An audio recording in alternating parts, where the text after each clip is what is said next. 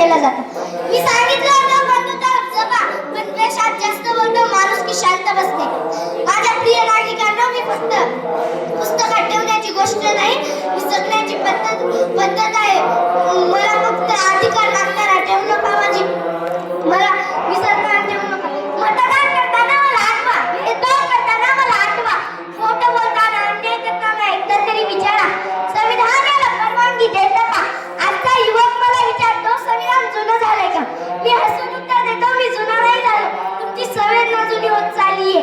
जोपर्यंत तुमच्या हृदयात संविधान आहे तोपर्यंत भारत सुरक्षित आहे.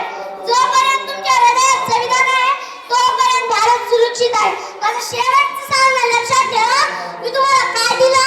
कायदा दिला, पण माणूसपणा तुम्हाला जपायचा. आज जर तुम्ही मला स्वीकारलं तर उद्याचा त्याला आम्ही बोले अन्याय विरुद्ध उभं राहील आणि जगाला सांगेल